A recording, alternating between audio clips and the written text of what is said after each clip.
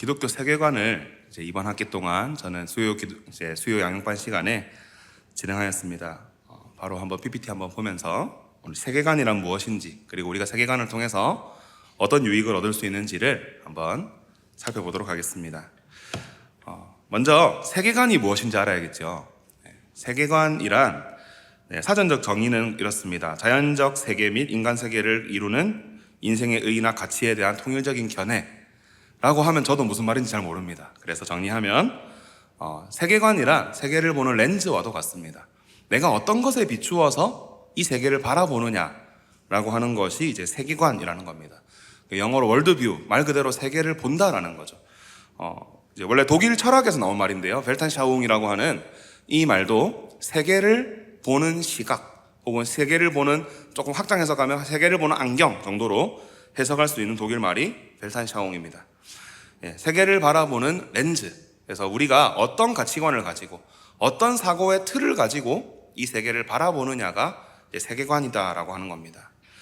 각자 저마다의 세계관들이 있습니다. 우리가 그것에 대해서 따로 인식하지 않고 살아도 그것들을 나도 모르게 인식하고 있고 나도 모르게 평가하고 판단하게 됩니다. 세상의 모든 영역에 대해서요. 이 말을 누가 했는지 한번 유추해 보시겠습니까? 요즘 대학생들은 부모님이 보내주신 돈 가지고 열심히 학업에 매진할 생각은 하지 않고 그저 여자를 만나고 술과 담배에 빠져서 그렇게 공부는 뒷전이고 놀기에 바쁘다. 누가 한 말일까요? 언제 한 말일까요? 12세기에 알바루스 펠라기우스라는 사람이 그때 대학생들을 보면서 한 말입니다. 12세기. 12세기에 알바루스 펠라기우스라는 사람이 이런 말을 했습니다. 꼭 요즘 사람들이 한 말 같지 않습니까? 요즘 어른 세대가 하는 말 같지 않습니까? 근데 이제 요즘 젊은 것들은 버릇이 없다라는 말이 기원전 1700년 경에 수메르 점토판에서도 기록이 될 만큼, 다시 말하면 저는 이걸 보면서 뭘 느끼냐면 모든 사람은 자기 자신의 사고의 틀이 기준이라는 겁니다. 그러니까 아마 이제 여기 계신 어른들 중에서도 참 요즘 젊은 사람들 이러이러해서 문제다라고 생각하시는 분들이 있으실 겁니다. 그러면 저희 세대가 또 혹은 지금의 젊은 청년 세대가 60대, 70대, 80대가 되었을 때 또 어떻게 생각을 할까요? 요즘 젊은 것들은 버릇이 없다라고 생각할 겁니다. 왜 그렇습니까? 자기 세대가 기준이기 때문에 그렇습니다. 나는 아무 문제 없었고 나는 아무런 그런 버릇이 없다거나 이런 문제가 없이 살아왔는데 지금 내가 나이가 들어서 내 밑에 애들을 보니까 참 버릇이 없네, 참 문제네, 참 요즘 대학생들 부모님이 주신 돈으로 열심히 공부할 생각 안 하고 흥청망청 노네, 이런 생각을 하게 된다는 겁니다. 그래서 이런 말들은 기원전부터, 중세 시절부터 계속 있어 왔습니다. 그래서 세계관이라고 하는 것은 하나의 시대 정신이라고 할 수 있습니다. 어떤 시대를 관통하는 정신이라는 거죠. 다시 말하면 이 세상에 각자가 던지는 근본적인 질문입니다. 이 세상은 도대체 어떻게 이루어져 있느냐? 우리는 어디에서 왔느냐? 우리는 왜 이 땅에 존재하고 있느냐? 이런 근본적인 질문에서 출발하는 것이 이제 세계관이라고 하는 것이죠. 그렇다면 이제 기독교 세계관이란 무엇이겠습니까? 세계관이 근본적인 질문, 또 렌즈라고 한다면 기독교 세계관은 그리스도인의 시대 정신, 그리스도인이 세상에 던지는 근본적인 질문이다라고 볼 수 있습니다. 패러다임이라는 말이 있습니다. 시대 정신이랑 좀 여기서는 비슷한 뜻으로 쓰일 수 있을 것 같은데요. 패러다임이라고 하는 말이 이제 어떤 이론의 틀, 사고의 틀 같은 것을 말합니다. 패러다임이라고 하는 것을 이제 과학 철학자 토마스 쿤이 제일 먼저 주창을 했는데, 이 패러다임에 꼭 붙는 말 중에 하나가 쉬프트라는 말입니다. 패러다임이 변화한다, 바뀐다. 왜 이런 말이 나왔느냐면 특히 현대 과학으로 들어오면서 이전에 사람들이 진리라고 여겼던, 절대로 변하지 않는 과학적 사실이라 여겼던 것들이 틀이 많이 깨어졌습니다. 물론 그 앞에 내용들이 완전히 틀렸다는 것이 아니라 우리가 못 보던 이런 세계도 있었구나. 뉴턴의 그 운동 법칙만 알면 되는, 이 세상의 사물의 현상을 다 설명할 수 있는 줄 알았는데 상대성 이론이 나오고 양자역학이 나오면서 우리가 볼 수 없었던 그 미세한 공간에서 우리가 알 수 없는 많은 일들이 일어났었구나라고 그렇게 생각하게 되었다는 것입니다. 비단 물리학뿐만이 아니라 많은 과학의 영역에서 그런 패러다임의 전환들이 많이 일어났습니다. 그래서 토마스 쿤이라는 과학 철학자가 패러다임이라는 말을 만들고 여기에 시프트를 붙여서 패러다임, 우리가 알고 지내왔던, 우리가 진리라 여겼던 것들은 다 변화한다라고 그렇게 주장하기 위해서 제시한 것이 패러다임이라는 말입니다. 이처럼 세계의 모든 것은 변하는 것 같습니다. 끊임없이 변해갑니다. 우리가 진리라 여겼던 것들, 심지어는 윤리나 도덕조차도 조금씩 바뀌어가고 있습니다. 그런데 절대로 변하지 않는 두 가지 말씀이 있죠. 두 가지 내용이 있죠. 하나가 하나님의 말씀이고 이 세계가 존재한다는 사실 그 자체입니다. 이 세계의 형태가 아무리 변해간다고 해도, 이 세상의 사람의 윤리나 사람의 어떤 습성들이 아무리 변해간다고 해도 이 세상이 존재한다는 것만큼은 변하지 않습니다. 그리고 우리는 이 세상 속에서 하나님의 말씀을 가지고 살아가야 합니다. 그래서 우리의 렌즈는 하나님의 말씀이 되어야 하고요, 그 말씀을 잘 해석하고 잘 적용해서 우리의 올바른 세계관을 가지고 이 세계를 바라보아야 합니다. 그래서 세계관이 필요합니다. 하나님 말씀과, 변하지 않은 하나님 말씀과 끊임없이 변해가지만 존재해서 우리가 살아간다는 것만큼은 변하지 않는 이 세계라는 것을 이어줄 수 있는 바로 렌즈, 매개체가 바로 세계관이다라고 하는 것입니다. 우리가 역사를 보는 시각이 크게 두 가지가 있습니다. 첫 번째, 저거 재활용 표시 아닙니다. 원형적인 역사관이 있고요, 선형적인 역사관이 있습니다. 세상에 많은 사람들이 원형적 역사관을 지지합니다. 왜냐하면 인간 세계에 일어나는 역사들을 보니까 참 비슷한 일들이 많이 반복이 되는 것 같아요. 전쟁도 그렇고 나라의 흥망성쇠도 그렇고 또 많은 일들이, 또 전쟁 범죄도 그렇고요, 많은 일들이 계속해서 반복적으로 나타납니다. 그것이 비단 다른 종교의 윤회사상 때문만이 아니더라도 많은 사람들이 이 역사에도 어떤 법칙이 있구나, 이 역사가 어떤 순환하는 어떤 법칙이 있구나 해서 원형적인 역사가, 그래서 인간의 역사는 계속 돌고 돈다라고 이야기합니다. 우리가 흔히 패션은 돌고 돈다고 말하죠. 그것과도 비슷한 맥락인 것 같습니다. 원형적인 역사관이 있는데요, 하나님 말씀을 붙들고 사는 그리스도인들은 선형적인 역사관을 가지고 있습니다. 무엇입니까? 하나님께서 이 세상을 창조하셨고 직후에 사람이 타락하였고, 그렇지만 하나님께서 우리 인간을 위한 구속사역을 시작하셨습니다. 그리고 그 구속사역의 완성으로 예수님께서 오셨고, 이제 예수님이 승천하신 뒤에 예수님께서 그 구속을 완전하게 완성해 주시기까지 이제 우리는 종말을 살아가고 있다. 그래서 우리는 선형적 역사가, 우리의 역사는 계속 전진해 나간다는 겁니다. 계속해서 반복하고 돌고 도는 것이 아니라 계속해서 전진해 나간다는 것이죠. 그렇다면 왜 인류의 역사는 계속 반복되어 갈까요?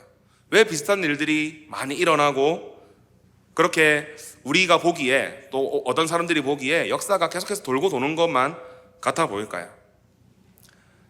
이 그림 혹시 보신 적 있으신지 모르겠습니다. 뭐라 되어 있습니까? 눈이 좋으신 분들은 인간의 욕심은 끝이 없고 같은 실수를 반복한다라고 이야기합니다. 세상 사람들도 다 아는 이야기입니다. 역사가 왜 반복됩니까? 사람의 죄성이 변하지 않기 때문입니다. 사람의 욕심이 사라지지 않기 때문에 그렇습니다. 사람의 욕심과 죄성이 변하지 않으니 계속해서 같은 잘못을 저지르고 같은 실수를 하고 같은 나쁜 일들이 계속해서 벌어집니다. 그럼에도 하나님의 은혜가 있기 때문에, 하나님의 긍휼하심이 있기 때문에 또한 같은 회복과 같은 선한 일들도 많이 일어나게 됩니다. 이처럼 역사를 보는 관점에서부터 기독교 세계관을 가진 사람과 가지지 않은 사람은 차이가 납니다.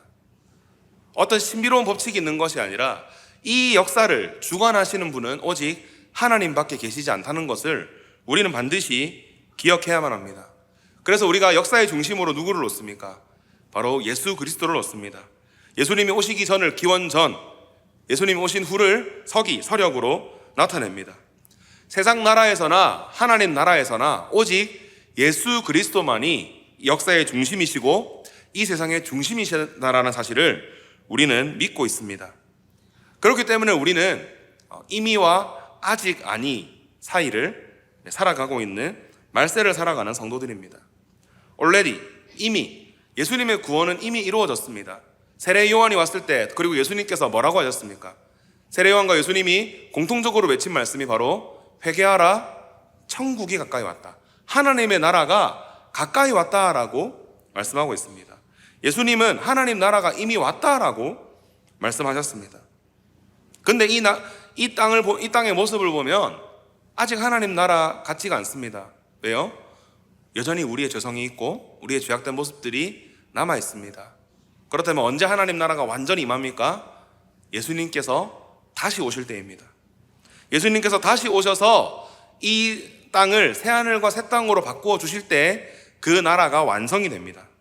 그래서 but not yet, 아직 아니다. 이미 왔지만 아직 완전히 오지 않았다라고 해서 영어로는 already but not yet이라고 하고요. 이미와 아직 아니 사이를 우리가 살아가고 있는 것입니다. 그래서 우리는 역사를 바라볼 때 선형적 역사관을 가지고 있지만 우리가 이 땅에서 계속해서 반복적인 문제와 실패들을 겪는 이유는 무엇이라고요? 우리의 죄성과 우리의 욕심 때문입니다. 그럼에도 불구하고 우리에게 소망이 있고 희망이 있는 것은 역사의 중심이시고 반드시 나의 삶과 이 땅 가운데 하나님의 나라를 완성시켜 주실 예수님을 우리가 바라보기 때문에 우리가 소망을 품고 살아갈 수가 있는 것입니다. 이처럼 올바른 세계관을 갖추어야 말씀으로 세계를 바르게 바라볼 수 있습니다. 아마 여기 계신 대부분의 성도님들께서는 제가 이런 강의를 하지 않아도 방금 말씀드린 이런 역사관들을 자기도 모르게 갖고 계신 분들이 많으실 겁니다. 왜요? 말씀을 계속 보고 말씀을 중심으로 살아가니까 그 말씀으로 된 세계관이 우리 안에 자연스럽게 형성될 수밖에 없는 것이죠. 그럼에도 이런 세계관에 대한 조명이 필요한 이유는 혹시라도 우리가 잘못된 세계관을 가지고 살아갈 수도 있고 우리가 이런 것들을 바르게 정립을 하고 있어야 우리가 바른 세계관을 가지고 살아갈 뿐 아니라 우리 다음 세대에게도 올바른 세계관을, 올바른 가치관을 물려줄 수 있기 때문입니다. 이번 한 학기 동안 이런 내용을 골자로 해서 총 14주 동안 강의를 진행하였습니다. 첫 번째 강의에서는 이제 기독교 세계관이란 무엇인가에 대해서 다루었고요. 그리고 두 번째에는 이제 우리의 세계관의 가장 중심이 되는 것, 하나님의 말씀에 대해서, 성경과 계시에 대해서 배웠습니다. 그리고 하나님 나라와 세상 나라가 어떻게 대립하고 우리는 그것들을 어떻게 대적해야 하는가, 어떻게 대처해야 하는가를 배웠습니다. 이 세 강의에서 이제 핵심 내용이라고 한다면 비록 죄로 인해서 왜곡되었지만 이 세상은 여전히 하나님이 만드신 세계이고 하나님의 선하심과 아름다움으로 가득하다라는 것입니다. 세상의 아름다움을 누가 만드셨습니까? 하나님이 만드셨습니다. 이 세상의 좋은 것들을 다 누가 만드셨습니까? 다 하나님이 만드셨습니다. 애초에 이 세상을 하나님이 어떻게 만드셨습니까? 하나님 보시기에 심히 좋았더라. 사실 우리는 좋다, 선하다, 아름답다가 이렇게 주로 구분해서 많이 쓰지만 영어도 그렇고요, 히브리어도 그렇고 딱 한 단어로 나타낼 수 있습니다. 영어로 good 혹은 이제 히브리어로 토브라고 하면요, 아름답다, 선하다, 좋다가 다 포함되어 있습니다.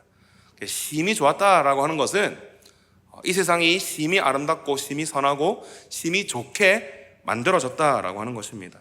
그러나 죄로 인해서 이것이 왜곡되었기 때문에 우리는 이 세상에 숨어있는 하나님의 참된 아름다움을 발견해 나가야 합니다. 그래서 이제 4주차부터는 다음과 같이 강의하였습니다. 철학에 대해서 우리는 이성도 하나님이 주신 것인데 우리는 어떻게 올바르게 사고해야 하는가, 철학에 대해서 다루었고요. 그리고 윤리, 우리도 모르게 세상의 윤리도 사람들이 옳다고 믿는 것도 계속해서 끊임없이 변해가고 있습니다. 그러나 윤리는 하나님의 성품에 근거하는 것이고 하나님의 말씀을 기준으로 하는, 우리가 잘 아는 십계명을 기준으로 하는 사람이 반드시 지켜야 될 윤리는 결코 변하지 않는다라는 것을 우리가 윤리 시간에는 배웠습니다. 그 종교에 대해서 다루면서는 종교다원주의와 종교혼합주의에 대해서 이제 또 우리 기독교 정신을, 기독교 신앙을 위협하는 다른 종교 이교들의 많은 잘못된 생각과 사상들에 대해서 배웠습니다. 그리고 예술과 문화에 대해서도 배웠고요. 일과 아름다움은 결국 하나님이 지으신 것이고 우리가 이 문화를 아름답게 바꿔나가고 개혁해 나가야 한다라고 하는 것을 배웠습니다. 그리고 국가와 정치에 대해서도 배웠습니다. 특별히 이제 국가와 정치에 대해서 다룰 때는 누군가의 정치적 성향이 들어가면 안 되겠지요. 우리가 말씀을 가지고 어떻게 이 국가를 바라보아야 하고 정치를 어떻게 바라보아야 하고 사회적인 문제들을 어떻게 바라보아야 하는 것을 배웠는데요. 특별히 제가 제일 강조하는 것은 그것입니다. 어떤 이념도 절대적일 수 없다라는 것입니다. 어떤 이념, 어떤 사상도 절대적일 수 없다는 것이죠. 그래서 우리는 그 모든 이념들을 경계하고 조심하면서 무슨 주의를 경계해야 됩니다. 저는 심지어는 민주주의라는 말조차도 경계하면서 바라보아야 된다라고 생각합니다. 왜요? 민주가 이제 국민이 주인되는 것이 민주주의지 않습니까? 근데 우리는 누가 주인 되셔야 됩니까? 하나님이 주인 되셔야죠. 그래서 우리는 민주주의라는 말조차도 조심스럽게 접근해야 됩니다. 자유민주주의 너무 좋은 말이지만 자유민주주의를 수호하는 것이 우리의 사명이 아니라 그 자유민주주의를 수호하고 우리가 하나님 말씀으로 이 땅 가운데 하나님의 주권을 바르게 세워나가는 것이 우리의 소명임을 우리는 기억해야만 합니다. 그리고 교육에 대해서도 했습니다. 교육은 하나님의 부르심. 우리가 자녀들에게 다른 많은 것들을 가르쳐 줄 수 있지만 다음 세대에게 다른 많은 좋은 것들을 물려줄 수 있지만 우리가 가장 먼저 물려줘야 될 것은 하나님의 언약이고 하나님의 정신으로 살아가는 바른 세계관임을 우리가 배웠습니다. 그리고 과학에 대해서도 배웠습니다. 사실 우리를 가장 위협하고 있는 현대 문명 중에 하나가 현대 과학이 아닐까 생각합니다. 그러나 과학 그 자체로 진리가 아니라 과학은 진리를 탐구하는 과정입니다. 그래서 우리 그리스도인들이 그 과학에 대해서 너무 지나치게 경계하거나 그것을 배척할 것이 아니라 혹은 아이고 나는 모르겠다, 나는 과학 같은 거 모른다, 나는 학창시절에도 과학 잘 못했다 라고 하는 것이 그냥 넘어가는 것이 아니라 우리가 이 과학, 우리가 이렇게 잘 살게 되고 이렇게 편리하게 살게 된 그 근거 중 하나 이 과학이라고 하는 것이 하나님의 말씀 앞에서 하나님이 지으신 이 세상 앞에서 어떻게 올바르게 연구되어져야 하는지를 배웠습니다. 그리고 우리 중에 돈 없이 살아갈 수 있는 사람은 없죠. 대한민국 사회에서 돈이 없이 이 시장 경제를 살아갈 수 있는 사람은 아무도 없습니다. 그래서 우리는 어떤 경제관을 가져야 되는지에 대해서도 배워보았습니다. 이처럼 과학에 대해서 과학과 경제까지 배운 다음에 이제 기독교 정신과 또 우리의 사역은 어떠해야 하는가, 그리고 그렇다면 이 세계를 주관하실 하나님의 권세 앞에서 우리가 이 세계를 보는 바른 시각을 갖추었다면 이 세계가 갈수록 지구촌화되고 세계화가 되는 이 시점에서 우리는 어떻게 선교하고 어떻게 전도해야 하는가에 대해서도 다루었습니다. 그리고 결론으로 오늘 제목과 같은 성경적 세계관으로 살기에 대해서 배움으로써 이제 이번 학기 강의를 마무리하였습니다. 다시 말씀드리지만 세계관은 렌즈입니다. 우리가 안경이나 렌즈를 이제 끼고 있다고 해서 그것들을 전부 다 알 수 있는 것이 아니지요. 제가 안경을 끼고 성경책을 그저 단순히 읽는다고 해서 이 성경 속에 들어있는 하나님의 진리와 하나님의 그 오묘한 이치들을 전부 다 깨달아 알 수 있는 것이 아니죠. 안경을 끼는 것은 왜 낍니까? 제 시력을 교정해서 이 성경책을 볼 수 있도록 하기 위함입니다. 그러면 보고 해석하는 것은 누구 몫입니까? 제 몫이죠. 이 안경이라는 도구를 이용해서, 렌즈라는 도구를 이용해서 그것을 올바르게 바라보고 그것을 올바르게 바라보고 나서 올바르게 적용하고 올바르게 사용하는 것은 바로 저의 몫입니다. 그렇기 때문에 이제 사실 제가 세계관을 강의한다고 했을 때 친한 목사님들이 그런 말을 했습니다. 너무 방대하지 않나요? 너무 어렵지 않나요? 성도님들이 잘 받아들일 수 있을까요? 라고 많이 걱정들을 해주셨습니다. 그 어려운 걸 제가 했습니다. 그런데 물론 제 강의가 완벽한 강의가 아니기 때문에 이 짧은 14시간의 강의 가지고는 우리가 세계관에 대해서 이 방대한 영역들을 전부 다 다룰 수는 없었습니다. 그래서 저도 시간이 더 많이 없으면 너무 아쉬워했었는데요. 모든 것을 비추어 볼 수는 없습니다. 이 세계관의 렌즈를 가지고 이 강의를 통해서 모든 것들을 하나하나 다 비추어 볼 수는 없지만 이 배운 것들을 통해서 새롭게 마주하는 것들을 우리가 잘 비추어 보자라는 취지에서 제가 이 강의를 진행하였습니다. 그래서 아까 말씀드렸듯이 세계관은 렌즈이기도 하지만 한편으로 말하면 세상에 던지는 근본적인 질문이다라고 할 수 있다고 말씀드렸는데요. 그래서 우리는 끊임없이 질문해야 됩니다. 아까 제가 이제 이념에 대해서 경계해야 된다라고 말씀드린 것처럼 우리는 계속해서 질문해야 됩니다. 어떻게 사는 것이 올바른 삶인가? 어떻게 이 사회의 현상들, 사물의 어떤 것들을 바라보는 것이 하나님의 말씀으로 올바르게 바라보는 것인가를 우리는 계속해서 고민하고 질문해야만 합니다.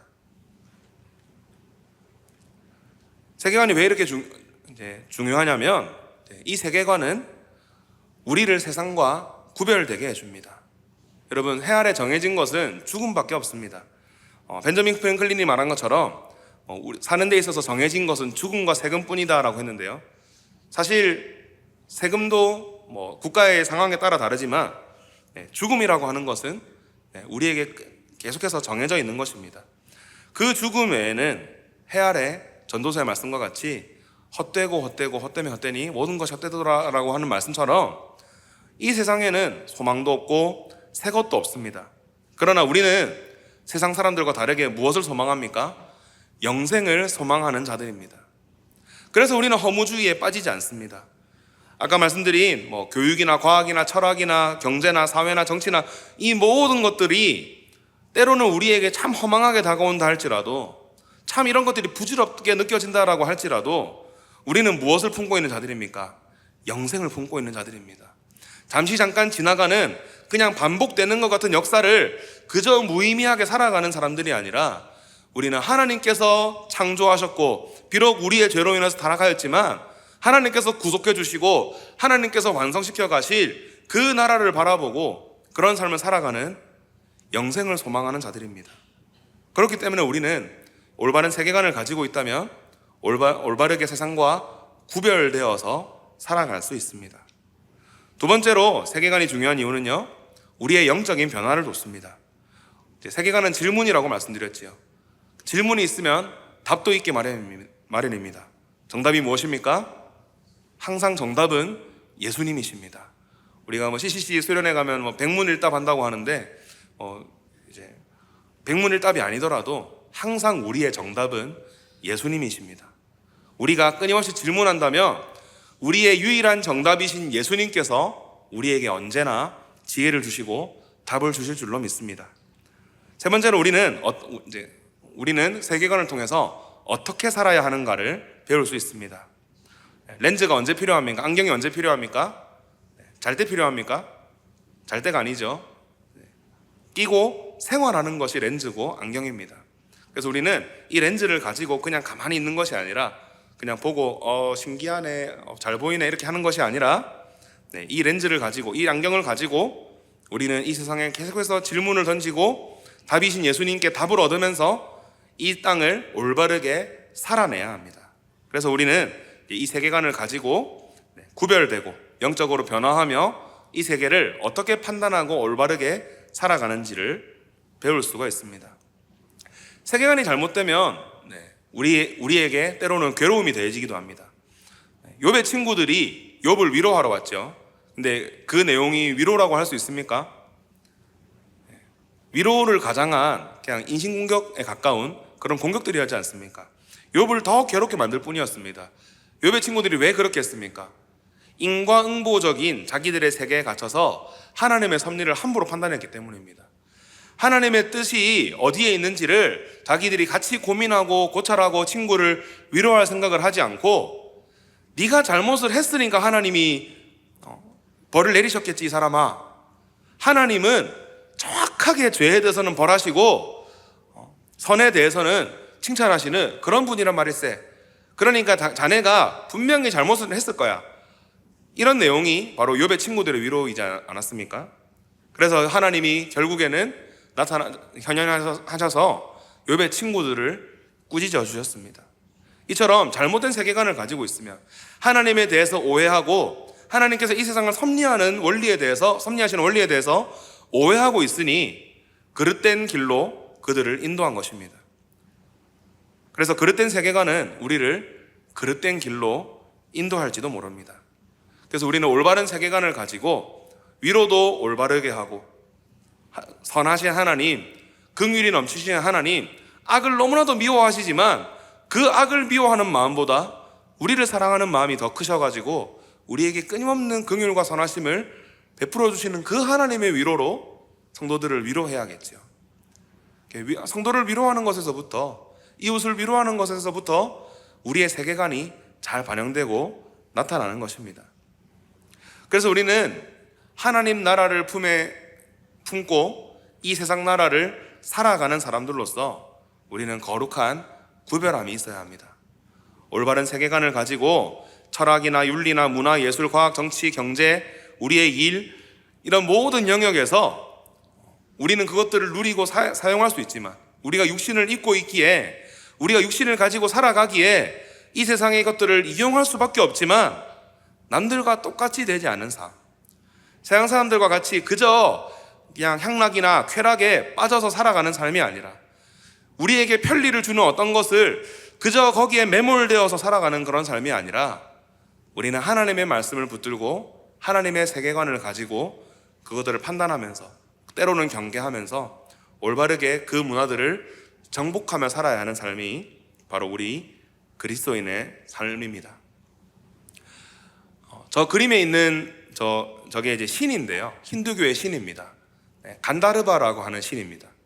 이 간다르바는 하늘 위를 둥둥 떠다니면서 인간 세계의 좋은 냄새를 맡으면서 그냥 둥둥 떠다니면서 인간 세계를 관망하는 신입니다. 저 간다르바로부터 우리말에 건달이란 말이 나왔습니다.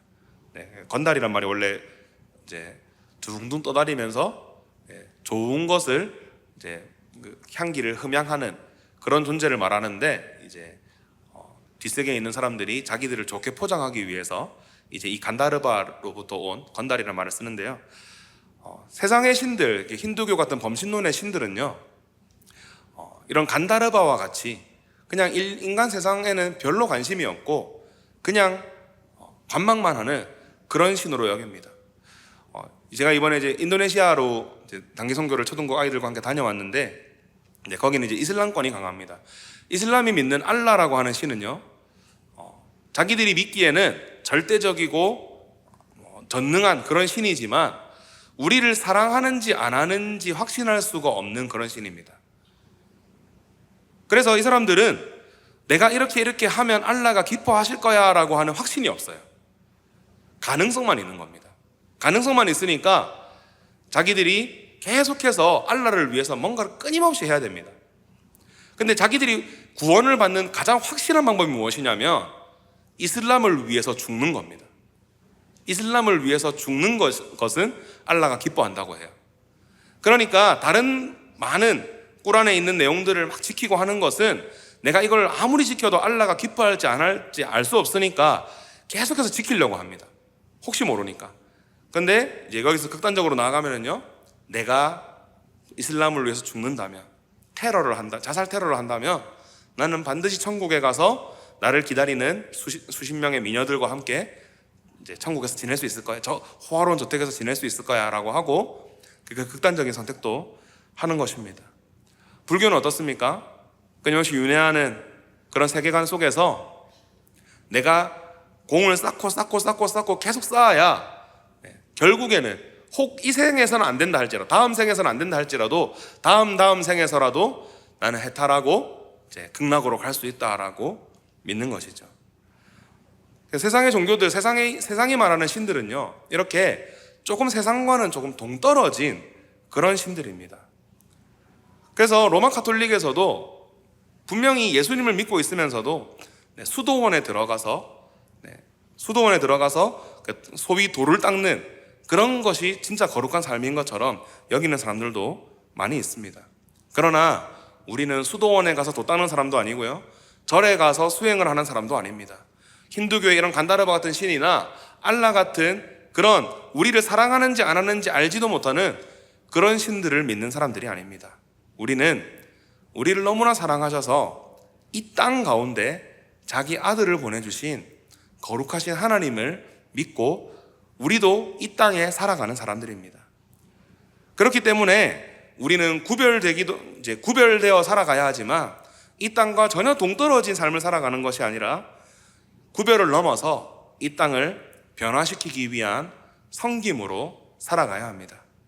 그래서 올바른 세계관을 갖추고 있는 사람은 그냥 렌즈 하나 생겼다고 와 렌즈다 비쳤다가 뗐다가 이렇게 하는 사람이 아니라 올바르게 바라보고 올바르게 해석하고 올바르게 적용해서 그들을 올바르게 섬기는 데까지 나아가는 사람들이 바로 올바른 기독교 세계관을 가진 사람들이다라고 할 수 있습니다.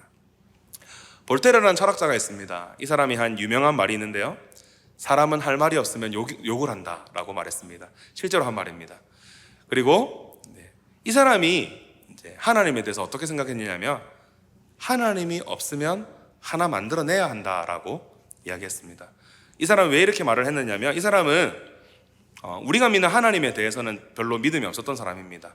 이신론이라는 좀 신에 대한 다른 시각을 가지고 있었던 사람인데요, 이 세상은 사람의 욕심도 있고 악도 있고 너무나도 부패한 부분들이 많이 있으니까 이 세상은 조금 더 윤리적일 필요가 있는데 그 윤리를 위해서 하나님이라는 존재가 하나 정도는 있어야 된다라고 생각했던 사람입니다. 아까 말씀드린 간다르바에 대한 혹은 알라 신에 대한 그런 내용처럼 신에 대해서 이런 그릇된 사고를 가진 철학자들도 많이 있다는 것이죠.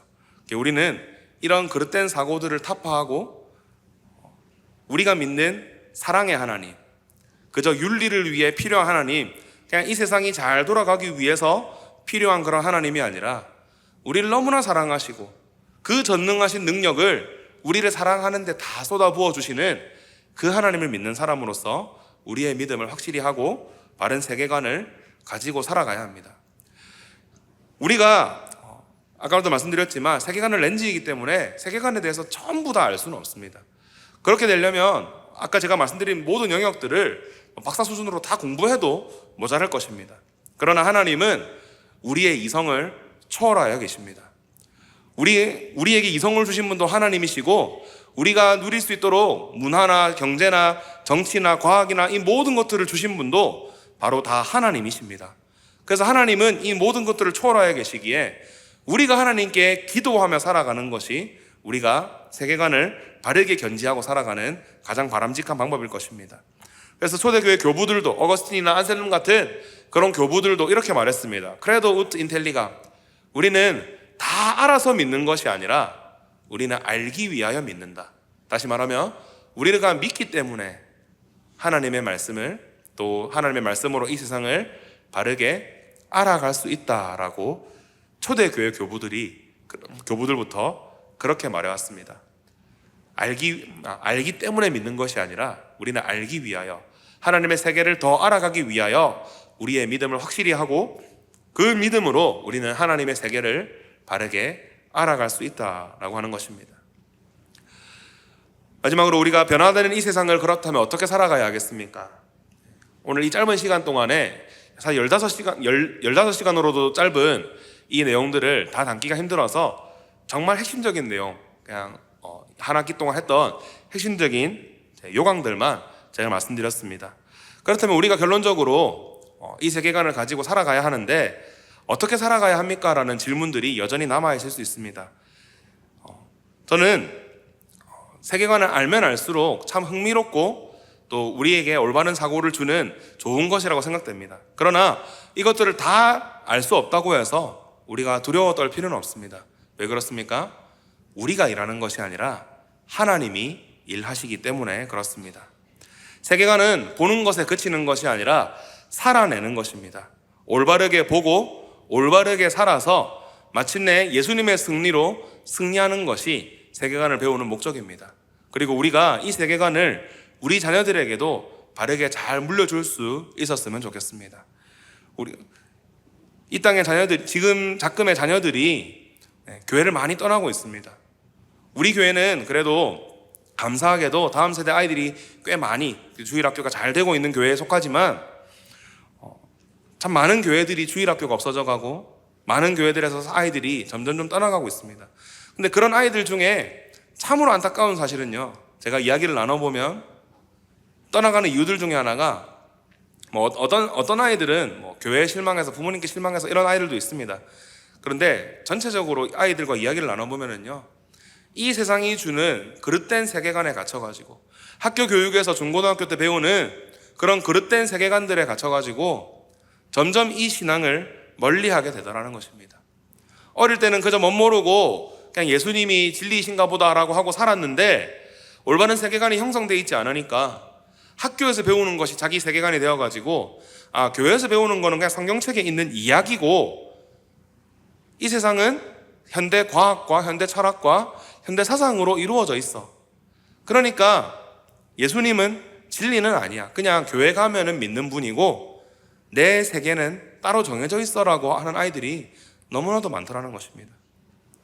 그래서 우리는 지금 목사님 이 나이 이때껏 내가 예수님이 진리라고 믿고 살아왔는데 지금 세계관 배우면 뭐 하겠습니까? 라고 하시지 마시고 하나님의 말씀으로 이 세상을 비추고 이 세상에 대해서 계속해서 질문하는 것을 멈추지 마시기를 바랍니다. 그래서 우리가 질문함으로 인해서 우리가 답을 얻고 그 질문과 답을 우리 다음 세대에도 물려줄 수 있는 우리가 되었으면 좋겠습니다. 그래서 우리가 우리 세대가 승리할 뿐만 아니라 우리 자녀 세대도 올바르게 살고 올바르게 승리하는 대로까지 나아갈 수 있는 올바른 세계관을 다 갖출 수 있게 되기를 우리 주님의 이름으로 소망합니다. 우리 오늘 본문 말씀, 그래서 우리가 이 땅 정말 우리를 미혹하는 것들이 많고 우리를 흔들려고 하는 것들이 많지만 올바른 세계관을 가지고 살아가야 하는 우리가 꼭 마음속에 품고 살아가야 할 말씀이라고 생각됩니다. 함께 크게 읽고 찬양하겠습니다. 시작. 그러므로 내 사랑하는 형제들아, 견실하며 흔들리지 말고 항상 주의 일에 더욱 힘쓰는 자들이 되라. 이는 너희 수고가 주 안에서 헛되지 않은 줄 알미라. 아멘.